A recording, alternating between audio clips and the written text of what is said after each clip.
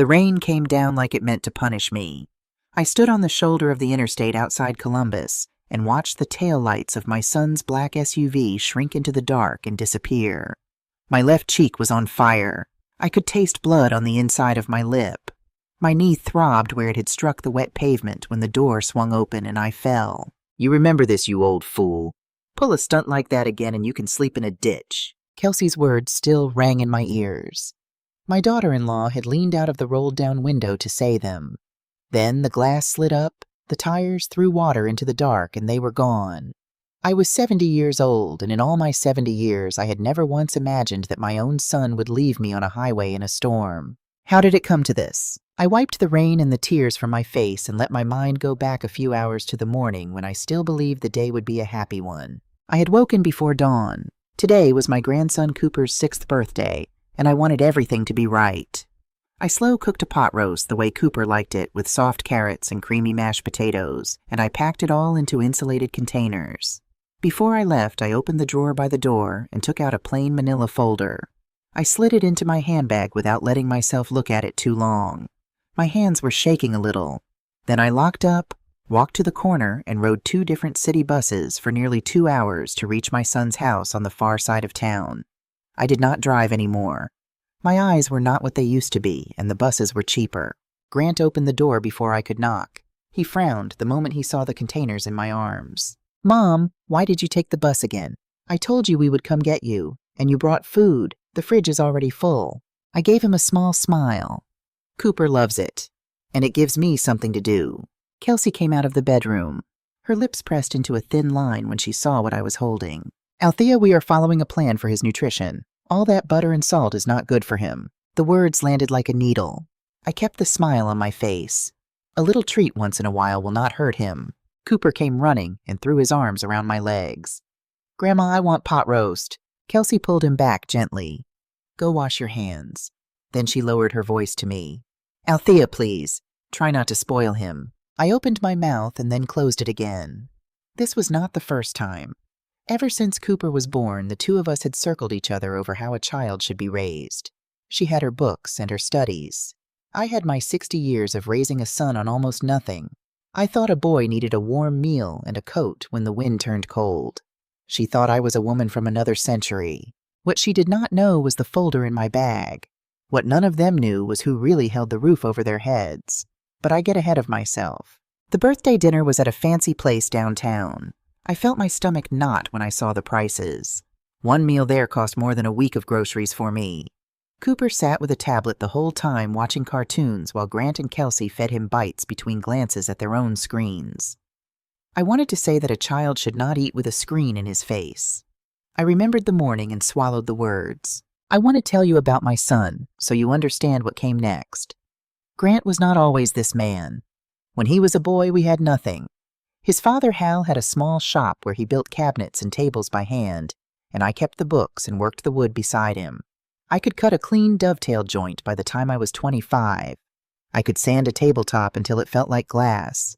But the shop never made much, and when Grant came along, I set the tools down to raise him and mind the money. For his birthdays back then, the best I could do was fry an egg to lay on top of his noodles, and he would eat it like it was the finest thing in the world. Hal passed 5 years ago. After that, Grant and his family became my whole world. I see now that this was my mistake. A mother should not pour her entire life into one bowl and call it a future. On the drive home, the rain started. I sat in the back with Cooper, who fell asleep against my arm. Soft music played. Grant and Kelsey murmured in the front seat. I watched the blurred city lights and thought about the boy who used to bring me an umbrella when I came home wet from the bus. "Althea, what are you thinking about?" Kelsey's voice pulled me back. "Look at how Cooper sleeps. He cannot fall asleep unless someone is right next to him. That is because you spoil him." Something in me finally gave way. "It is normal for a child to want to feel safe," I said. When Grant was little, he was the same. "Here we go again," Kelsey said, her voice rising. "Can you please stop putting your old ideas on our lives? Times have changed." Mom, Grant set his eyes on the road. Kelsey studied this. Just listen to her. A wave of hurt rolled through me. I was only trying to help. "Trying to help," Kelsey said. She twisted around in her seat. "You think we cannot raise our own son. That is what you think. Do you know what his teacher said? that he cannot focus. And it is because you keep feeding him junk. My cooking is not junk. My voice began to shake. When Grant was a boy, I fed him. Enough! Grant's shout filled the car. The wheels drifted and he pulled them straight. It is always when Grant was a boy. When Grant was a boy. Are you ever going to stop? I sat frozen. In all his life, my son had never once yelled at me like that. Tears came up hot in my eyes. What are you crying for now? Kelsey sneered. You cry every time you cannot win. The shouting woke Cooper and he began to wail. Kelsey turned to soothe him. Now look, you woke him up. Grant pulled the car onto the emergency shoulder. Before I understood what was happening, he turned and the back of his hand struck my face. Mom, can you just stop? For once. We do not need you running our lives. I clutched my cheek, too stunned to speak. Was this the boy who once sat by my bed all night when I had the flu? Get out, Grant said. His voice was cold as river ice. What? I thought I had misheard. I said, get out. Go cool off. He unbuckled his belt, walked around to my door, and yanked it open. I stumbled out onto the gravel, my legs unsteady. Before I could catch my balance, he threw my handbag out after me and slammed the door. Then Kelsey rolled down her window and gave me her parting words, and they drove away, and I was alone in the downpour, soaked to the skin with my heart in pieces. For a long moment I could not move. Then the cold got into my bones and I made myself walk. My purse was heavy on my shoulder, heavy in a way that had nothing to do with weight. My phone was inside it, but I did not reach for it. The last time I had called Grant just to say he was working too many hours and ought to rest, Kelsey had accused me of meddling. I did not want to hear that voice again tonight. Cars sped past and threw dirty water over me. Not one slowed down. Not one asked if the drenched old woman on the shoulder needed help. I wondered when the world had turned so cold. And as I walked, I began to laugh. It was a broken, shaking laugh, and it frightened me a little, because I was thinking about the folder in my bag. Let me tell you what was in it. Grant and Kelsey lived in a good house on a quiet street. They had lived there for 8 years. They believed the way you believe the sun will rise, that it was their house. Grant paid the taxes. Kelsey picked the paint. But the deed did not carry their names. It carried mine. Hal and I had bought that house outright with the money from selling the shop, and when Hal passed, it came to me alone, free and clear. No bank, no loan, nothing owed to anyone. I had let the children live there for nothing, because that is what a mother does. They never asked whose name was on the paper.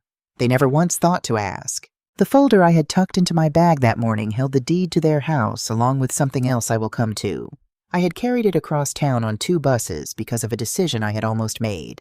I had almost given it all away. Now I walked through the rain with the roof over their heads sitting in my purse, and they did not even know they had thrown it into a ditch along with me. After what felt like hours, a green sign rose out of the dark. A rest stop. My legs were screaming, but I set my teeth and pushed toward the light. The glow of the little travel plaza was the only warm thing in the whole drowned world. I must have been a fright when I pushed through the door of the convenience store. The young woman behind the counter gasped. "Oh, my lord, ma'am, are you all right?" I opened my mouth to answer. Then the room tilted and went black, and I felt the floor come up to meet me. When I woke, I was on a narrow cot under a dry blanket. My wet clothes were gone, replaced with a soft old sweatsuit that was not mine. A woman somewhere in her 50s sat beside me, broad-shouldered, kind, faced with reading glasses pushed up into gray-streaked hair. "There you are," she said, and handed me a paper cup of hot water. "You gave us all a scare. You went down like a sack of flour with a fever hot enough to fry an egg. I am Darlene. I run the night shift here." I tried to sit up. My whole body ached. "Thank you. Where am I?" "The travel plaza off the interstate," she said, easing my pillow straight. "We called for the squad, but the roads are bad in this rain, so it may be a while." She studied my face. How does a woman your age come to be walking the shoulder of the highway alone in weather like this? The tears started again before I could stop them, and for some reason to this stranger I told the whole thing. When I got to the part where my son struck me, Darlene's mouth fell open.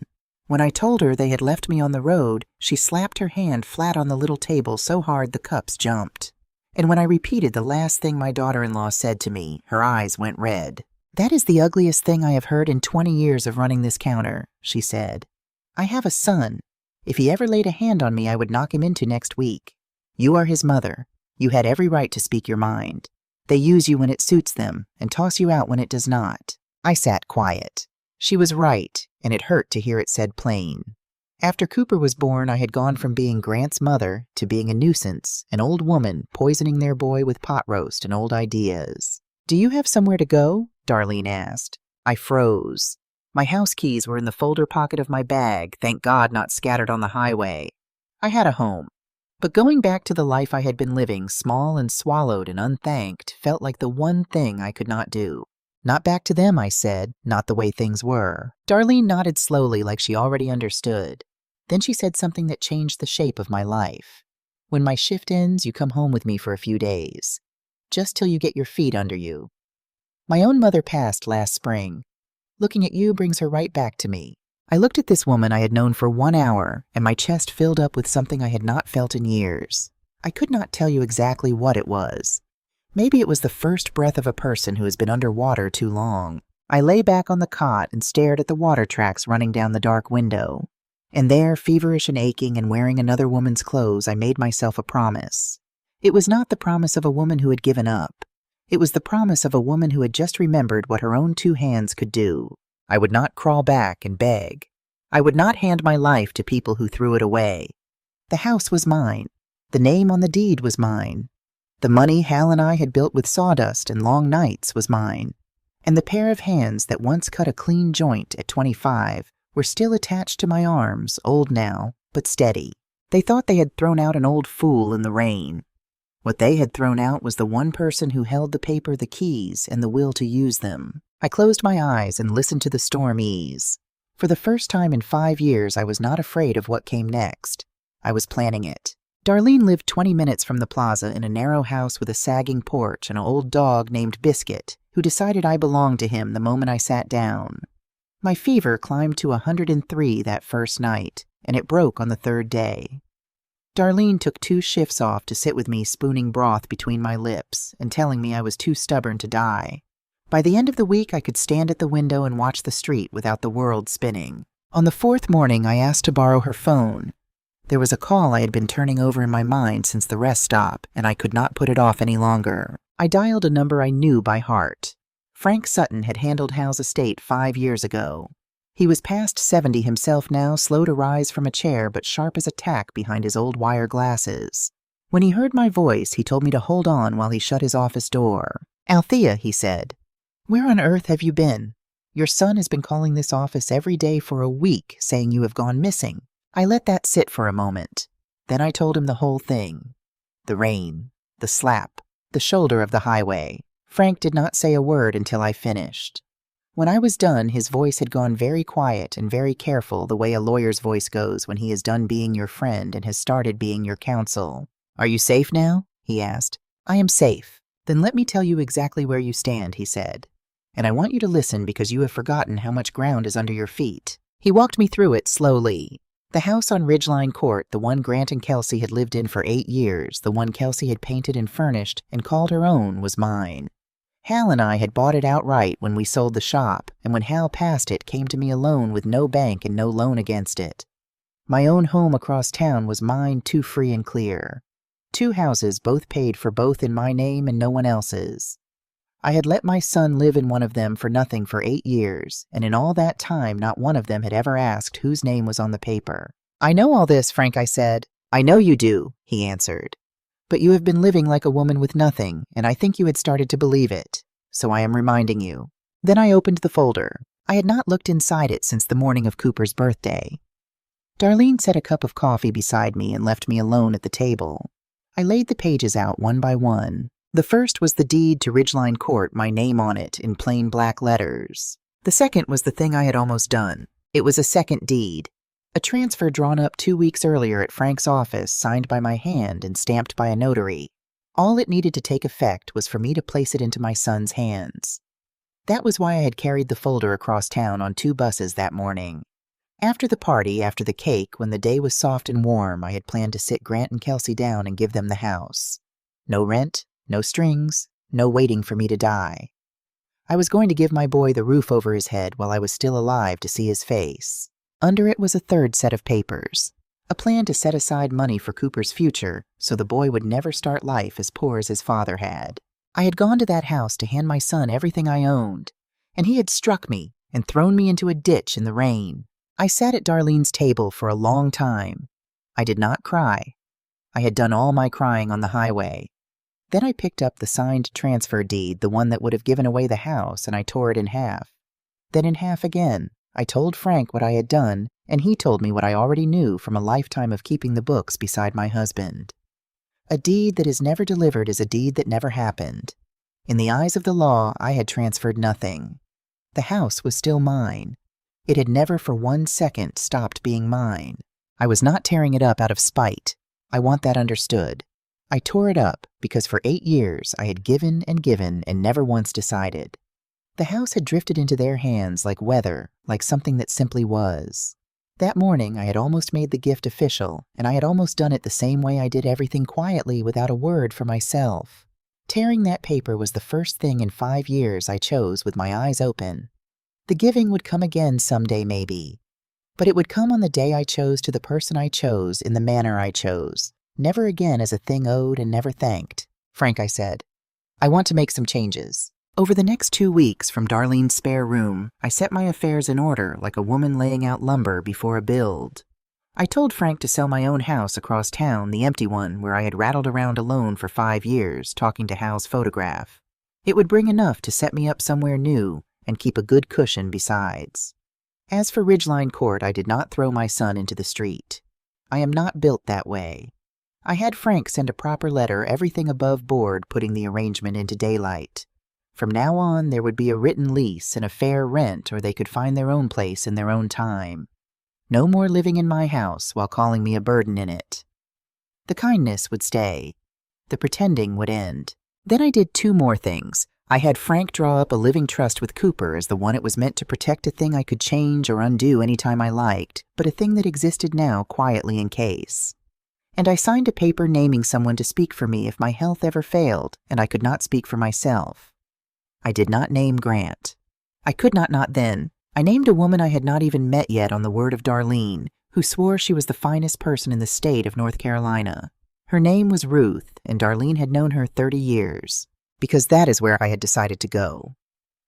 Asheville. Hal and I had passed through it once a lifetime ago on a trip we took before Grant was born. I remembered the blue mountains folding into the mist, and a street full of little shops where people made things with their hands. I had told Hal that day that if we ever had money, we would come back and I would open a shop of my own. We never had the money. Hal was gone, but I was not. I said goodbye to Darlene at the station with both her hands wrapped around mine. You call me, she said, when you get there. And you call me if that boy of yours ever comes sniffing around before you are ready. I will drive down and sort him out myself. You did not just take me in, I told her. You handed me back to myself. The mountains were just as blue as I remembered. Ruth met me at the station holding a hand-lettered sign with my name on it, and she talked without stopping from the platform to her car to the little rented apartment she had already found for me near the river. She was my age, sharp and funny, a retired schoolteacher who now spent her days at a shared workshop down by the Arts District. Within a week, she had walked me through every crooked street and hidden courtyard in town, and within 2, she had dragged me to the place that changed everything. It was a woodworkers' cooperative in an old brick warehouse.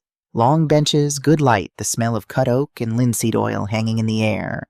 I stood in the doorway, and I swear my hands started to ache the way an old ballplayer's shoulder aches when he walks past a diamond.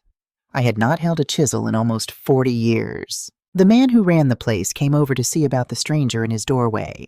He was a few years older than me, tall white-haired, straight in the back, with sawdust on his sleeves and a slow, easy way of talking. His name was Ray Coleman. He had lost his wife 8 years back and had run the cooperative ever since. He did not talk down to me, and he did not fuss over me. He asked what brought me in, and when I told him I used to work wood beside my husband, he did not smile the way people smile at an old woman's hobby.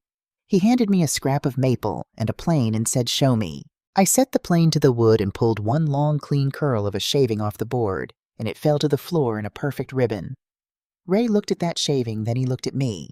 "Well," he said, "you were not lying." That was how it began. I rented a bench at the cooperative. I bought my own tools one at a time, the way you buy back a piece of yourself. My hands were slow at first, and my joints complained, but the knowledge was still in them deep down where 40 years could not reach it. I started small. I fixed a wobbly chair for a neighbor. I refinished a water-stained tabletop that a young couple had been about to throw out. Word moved the way it moves in a small town. Soon I had my first real order a blanket chest for a woman having her first grandchild, and I built it the way Hal taught me with dovetails you could set a marble on, and it would not roll. I was 70 years old, and I was earning my own money with my own hands for the first time in my life. I cannot tell you what that did to me. My blood pressure came down. I slept through the night. Ruth said I looked 10 years younger, and Ray said nothing but started finding reasons to bring his coffee over to my bench in the mornings. Meanwhile, 300 miles north, my sun was coming apart. I did not see it, but Frank told me pieces, and I put the rest together later. That first night after they had driven a few miles, Kelsey had gone quiet, then said that was too far in this rain, that was too far. Grant had slammed on the brakes and turned the car around, but when they came back to the shoulder, I was gone. They called the police. They printed flyers. They put my face on the local news, a missing elderly woman last seen on the interstate in a storm. They never found the woman on those flyers because she did not exist anymore. What they found instead 3 weeks later was a public record. A house across town sold, and then a letter from a lawyer named Frank Sutton on real letterhead, informing them that their tenancy on Ridgeline Court was now formal, that the owner of the property, Mrs. Althea Whitfield, required a signed lease and rent going forward, and that the owner was alive well, and not to be contacted except through counsel. Frank told me Grant sat in his office and could not speak for a full minute after he read it. Then he asked one question: "Is she safe?" And when Frank said yes, my son put his face in his hands. It was Grant who told Frank the thing about Kelsey. In a long letter he begged Frank to pass along a letter I read 3 times in one sitting.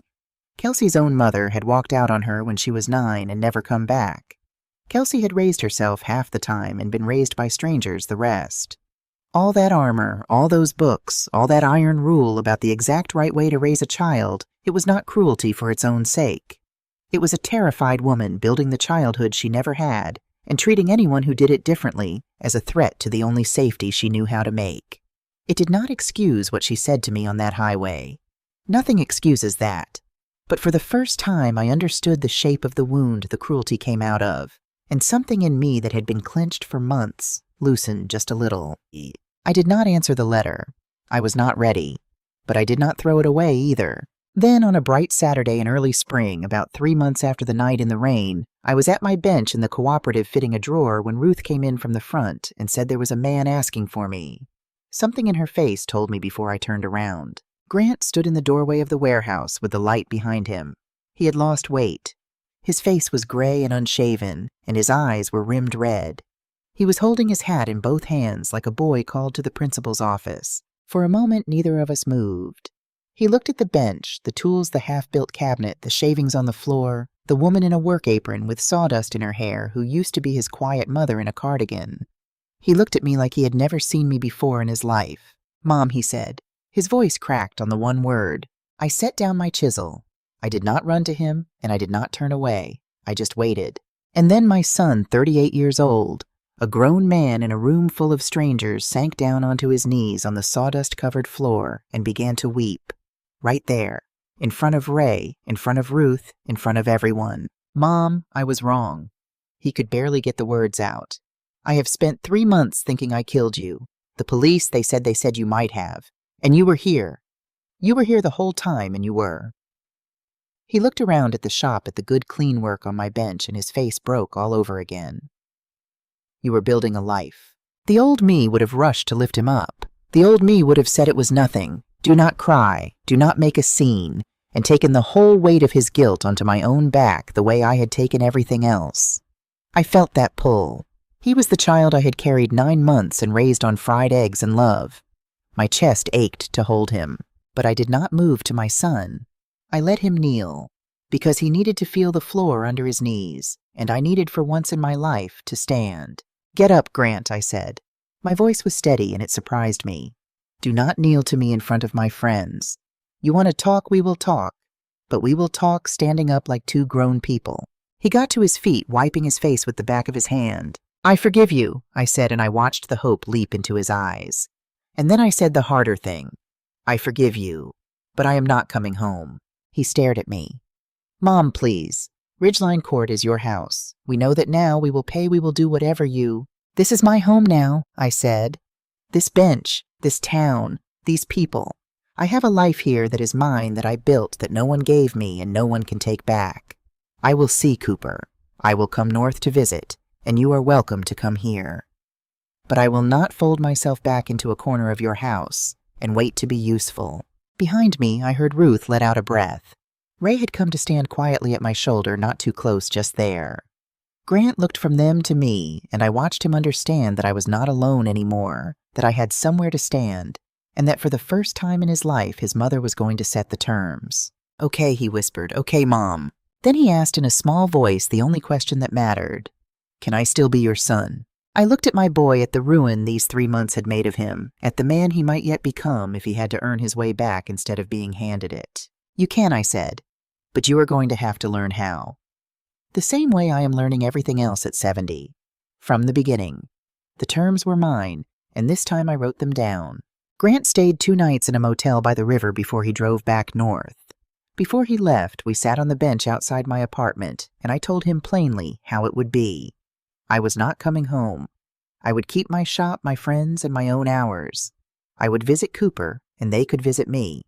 I would call the boy on a screen every week so he could see my face.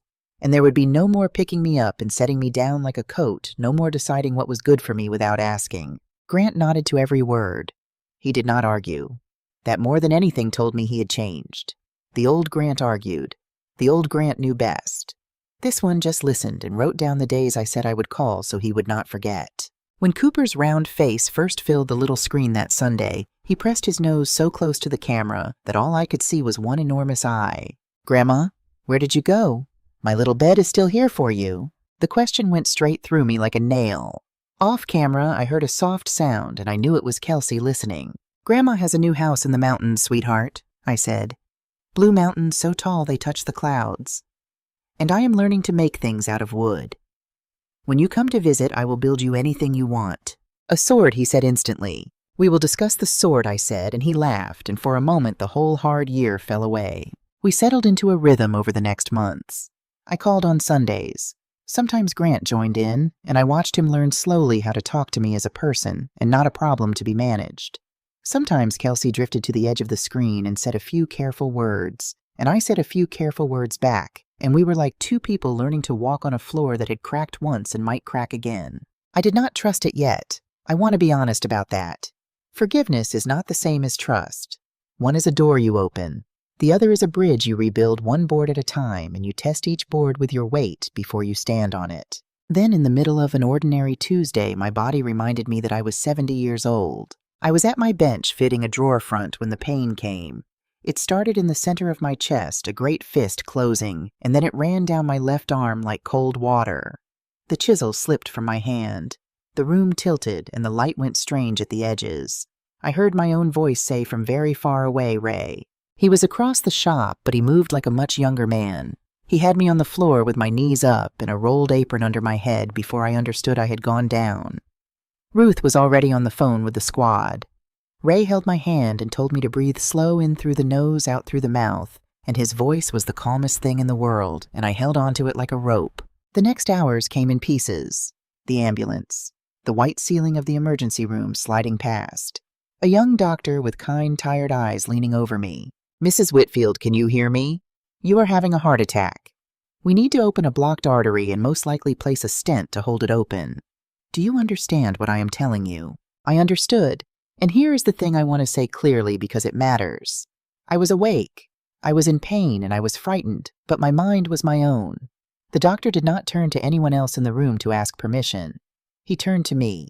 He put the consent form in my hand and a pen in my fingers, and I signed it myself because it was my heart and my body and my choice. And no one on this earth needed to approve it but me. Months earlier, back at Darlene's table, I had signed a paper naming Ruth to speak for me if I ever could not speak for myself. But I could speak for myself. So that paper stayed folded in a drawer exactly where it belonged, unused. That is how it is supposed to work. A grown woman with her wits about her signs her own name. They wheeled me in. There was a bright light and a strange pressure in my wrist and the low voices of people doing careful work, and then it was over. When I opened my eyes again in the recovery room, the blockage was gone, and a tiny mesh tube was holding the artery open, and I was still here. Ruth was in the chair by my bed. She had not gone home.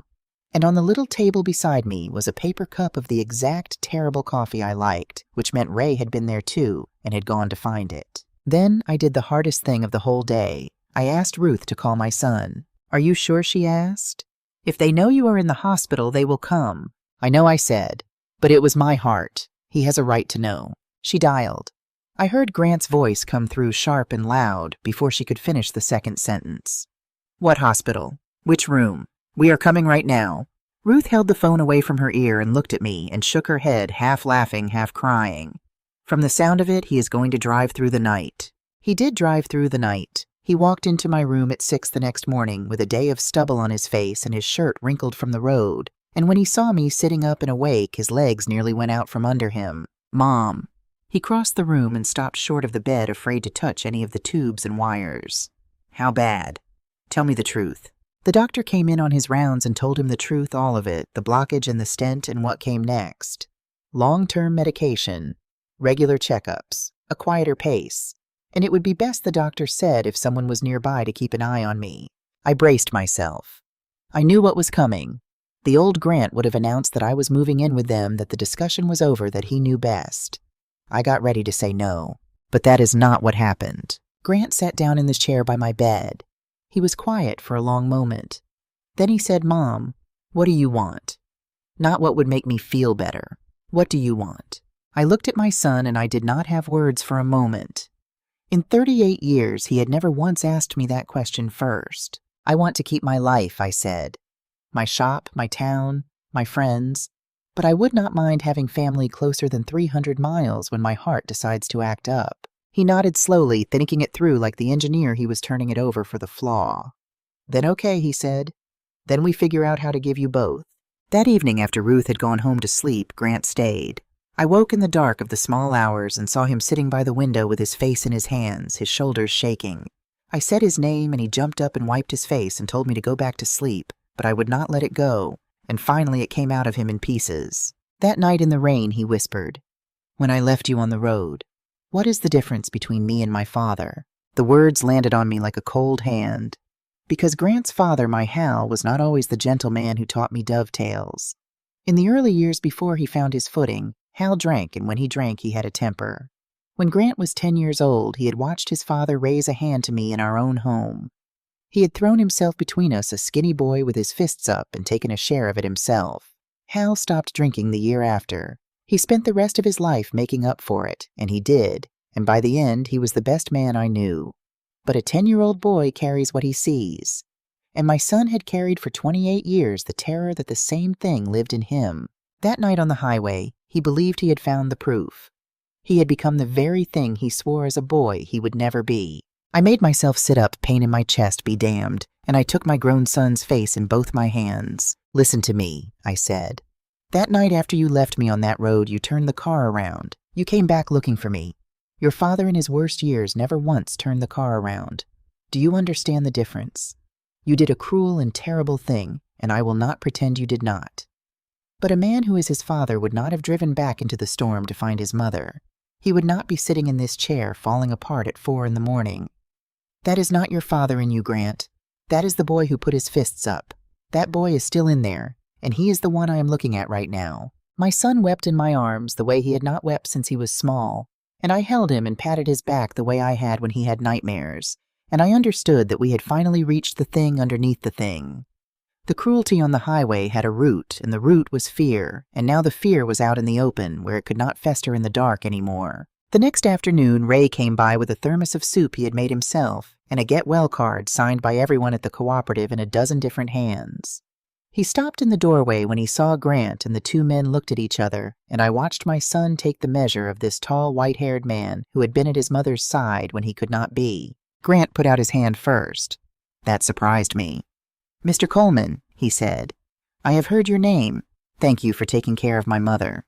It was my honor, as her friend Ray said, and shook his hand, and his ears went a little red the way they did. Over the days that followed, Grant's suspicion of Ray thawed into something like respect. He caught Ray adjusting the blanket over my feet without being asked. He watched Ray argue with the nurse to get me a room with a window that faced the mountains. By the third day, he was asking Ray for advice on what a heart patient should eat, and Ray, who cooked better than any short-order cook alive, was writing it all down for him on the back of the Get Well card. The day before I was discharged, Grant sat on the edge of my bed with a folder of his own. "And this is where I have to tell you about the thing I did not see coming. Mom," he said, "I have been talking to Frank Sutton." My stomach tightened. Here it was. He had learned the house was mine, learned about the trust, learned there was money he had never known about. I had seen what news like that did to people.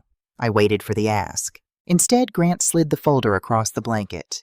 Inside was a lease, a real one drawn up by Frank with a fair market rent on Ridgeline Court signed at the bottom by Grant and Kelsey both.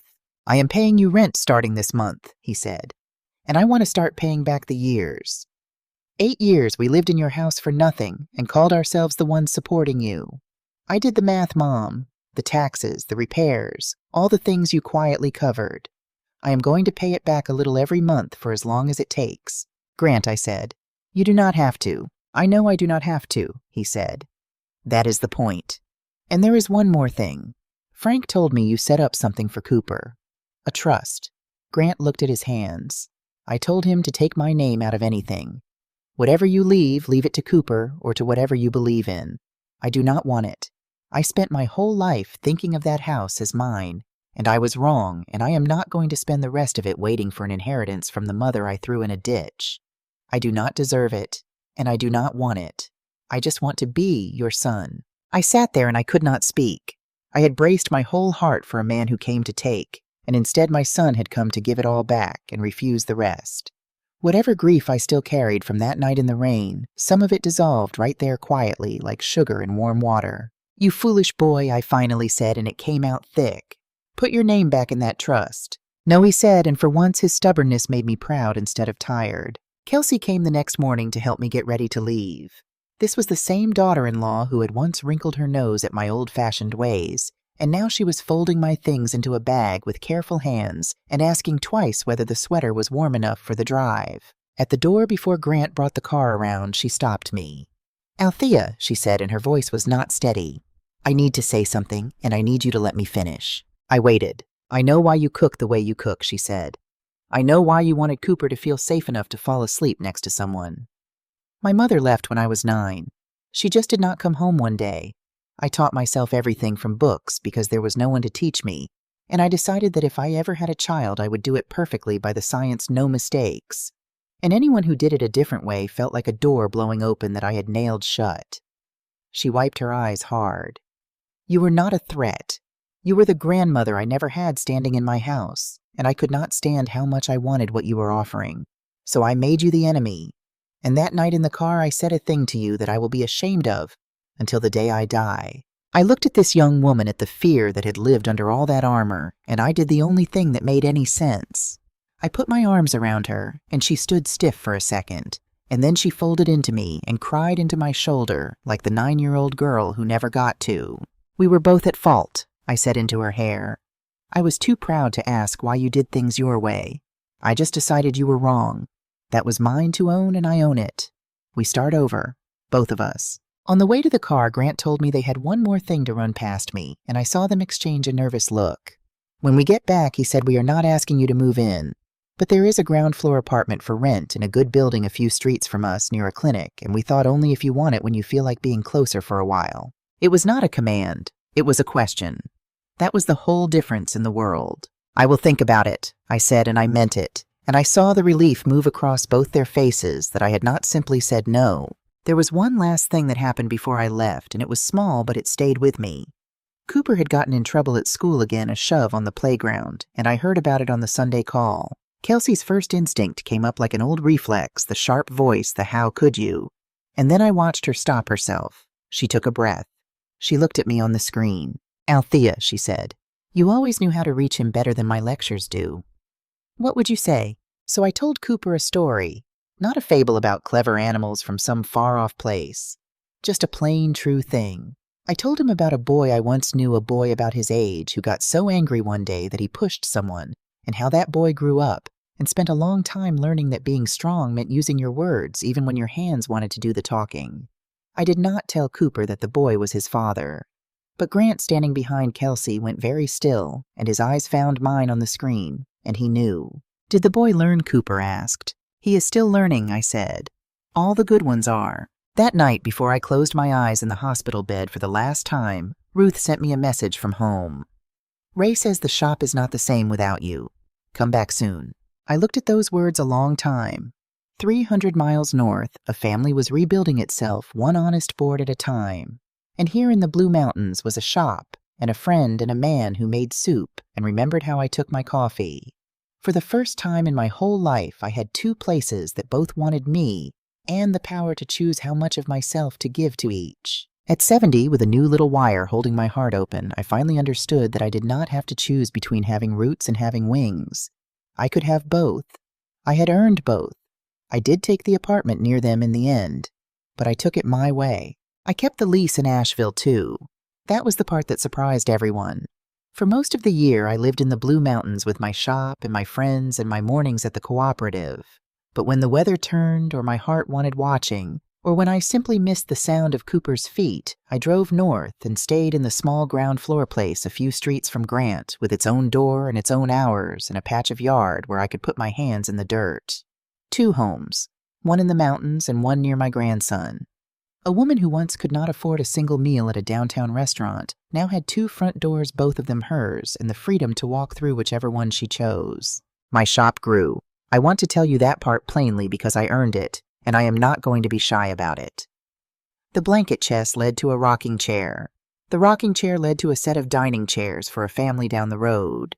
Within the year, I had more orders than one pair of old hands could fill, so I took on a helper, a quiet young woman named Sophia, who wanted to learn the old joinery that nobody teaches anymore, and I taught her the way Hal taught me, slow and patient, hand over hand. In the spring, a reporter from the local paper came to the cooperative to write about the arts district, and she ended up spending 2 hours at my bench instead. The piece she wrote ran with a photograph of me holding a chisel sawdust in my hair, and the writer called me a woman who found her life's work at the age most people set theirs down. Grant framed that article and kept it on his desk at work. Cooper told his entire first-grade class that his grandma was famous. Ray and I grew too, though slower, the way 2 careful people grow when they have both buried a spouse and know exactly what there is to lose. He brought his coffee to my bench every morning.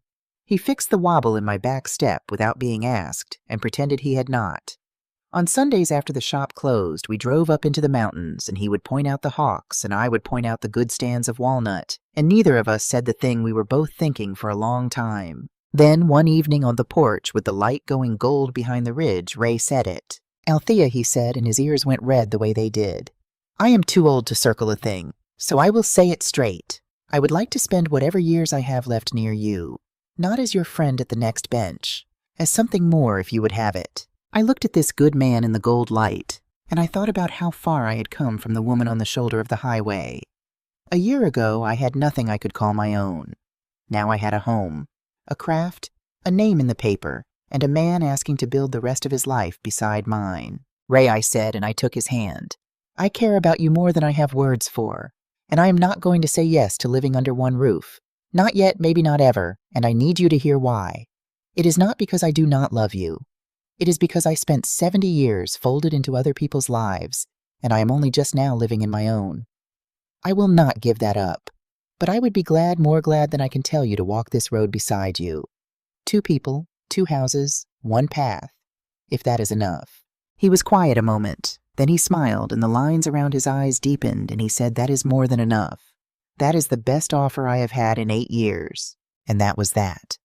We did not need a ring or a roof to know what we were to each other. We had both learned the hard way that love is not a cage you climb into. It is a road you choose to walk down together, and it is sweeter when you both still have your own feet under you. The birthday came in October, my 71st. A year to the week from the night my son struck me and left me in the rain, Grant and Kelsey threw me a party. But it was more than a birthday. I had just finished the biggest job of my new life, a set of shelves and benches for a real room in a real building, and they had folded the opening of that room into the celebration. Half the guests were mine from Asheville. Ruth flew up, and Darlene drove 3 hours with Biscuit's hair still on her coat, and Ray came in a dark blue suit that made him stand up even straighter than usual. The other half were Grant and Kelsey's people, And in the middle of it all was Cooper, 7 years old now, running between the two halves of my life and tying them together with his small, sticky hands. Partway through the evening, Grant stood up and tapped his glass and the room went quiet. "Today is my mother's 71st birthday," he said, and I could already hear the tremor in his voice. "I want to read something. I wrote it when I was 10 years old. It won a ribbon at school, and my mother kept it in a photo album for 28 years, and I found it again this spring." He took a folded paper from his pocket. His hands were not steady. "My mom is the best mom in the world," he read. "She gets up before it is light to make my breakfast. When I am asleep, she is still up fixing my clothes. One time I had a bad fever, and she carried me a long way to the doctor because we did not have a car, and she slipped on the ice and fell down. But she held me so tight that I did not get hurt, only her. My mom's hands are rough, but they are the gentlest hands I know. When I grow up, I am going to take care of my mom so she never has to work so hard again." Grant stopped. He could not go on for a moment. Kelsey rose and stood beside him and took his hand. "I did not keep that promise," he said, and now his voice broke all the way open. "I broke it in the worst way a son can break it. But she taught me the whole time, even when I forgot, and she is teaching me still. And I am standing here in the room she built at the party she earned to tell all of you that whatever good is in me, it came from her rough, gentle hands. Happy birthday, Mom." The room was full of people dabbing their eyes. Grant came around the table, and this time I did not make him kneel. I stood up and I met my son on my own 2 feet, and I held him, and over his shoulder I saw Kelsey crying and Cooper looking up at all of us with wide, confused, wonderful eyes, and 3 generations of us stood there in a knot while the room quietly fell apart around us in the best possible way. That would have been ending enough, but I had one more thing to do that night, and I had been planning it for a long time. When the crying had settled and people had gone back to their plates, I stood up again and asked for the room's attention one more time. "I have some business to announce," I said, and I saw Grant tense, and I saw Frank Sutton, who had flown in for the occasion, give me a small nod from his seat. "I want everyone to hear it because I want witnesses, and because I am tired of doing important things in the dark where no one can see me. First, I said the house on Ridgeline Court. My son has been paying me honest rent on it for a year, and paying back years besides, and he has told me more than once to leave him nothing. So I am not leaving him the house." The room went still. Grant's face did not change. He had made his peace with that a long time ago, and I watched him accept it without a flicker, and that was exactly why I could do what I did next. "I am not leaving the house to Grant," I said. "I put it into the trust today. It belongs to Cooper now, to be held safe until he is grown. My son does not want an inheritance, and I respect him for it more than he will ever know. So I skipped a generation. Let the boy start his life the way his father never got to, with a roof already over his head and no one able to throw him out of it. Ever." Cooper did not understand a word of it, and he cheered anyway because everyone else made a sound and the whole room laughed through its tears. "And there is one more thing," I said. "When I sold my old house a year ago, the one I rattled around in alone, it left me with more than I needed. I have been sitting on that money waiting to know what it was for. Now I know." I told them about the second room. Not the one we had opened that night. Another one back in Asheville that I had leased and outfitted with my own money over the past 6 months. Long benches, good light, a full set of tools. A shop for women my age who spent their whole lives folded into other people's needs and never once got to find out what their own 2 hands could do. Free to use, a teacher on hand, a place for the invisible ones to become visible. I stood there in the room I had built in front of 2 families that were slowly becoming one, and I said the thing I had learned in the hardest year of my life. A year ago tonight I said I was left on the side of a road in the rain because I had made myself so small and so silent for so long that the people I loved forgot I was a whole person. I am not telling you that to shame anyone. That story has a happy ending, and half its happy ending is sitting at these tables. I am telling you because there are women all over this country who are exactly where I was a year ago, making themselves small, handing their whole lives across the table, and getting nothing back but the word burden. And I have decided that whatever years I have left and whatever this old woman has to give is going to go to reminding them that it is never ever too late to pick up your own tools. Ray was the first one on his feet, and then Ruth, and then the whole room, and I stood in the middle of the applause, and I did not shrink from it. For the first time in my life, I let it land on me, and I let it be mine. The counterattack, if you want to call it that, was never about revenge. I never made anyone pay. I never took a thing from anyone that was not already mine to keep. My whole revenge in the end was this. I took back the pen. I stopped letting other people write the story of my life, and I picked it up and I wrote it myself, and then I turned around and handed pens to every woman I could reach. The party wound down near midnight. Darlene and Ruth and Ray helped stack chairs, and Frank Sutton fell asleep in an armchair with a slice of cake balanced on his knee. Grant found me in the quiet at the end of it, drying glasses at the counter. "Mom," he said, "thank you for giving us a chance to make it right." I set down the towel and looked at my son, who stood a full head taller than me and had somewhere along the way become a good man. "Thank you, Grant," I said, "for giving me the chance to become myself. I do not think I would have ever found her if that night had not happened. I would not wish that night on anyone, but I would not trade the woman it made me into for anything on this earth." He hugged me, and it was a plain, easy hug, the kind that does not need to say anything, and then he went to carry his sleeping son out to the car. I drove back to Asheville 2 days later. The mountains were turning whole hillsides, going gold and red, and the light came slanting through the trees the way it only does in October. When I got home, there was a chest on my bench half finished, the last thing I had been working on before the party. It was for Cooper.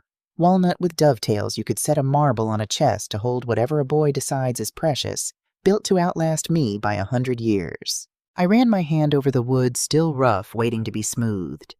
Through the window, I could see the light on the mountains and the first of the evening coming down blue over the ridge. Sophia had left a note on the bench.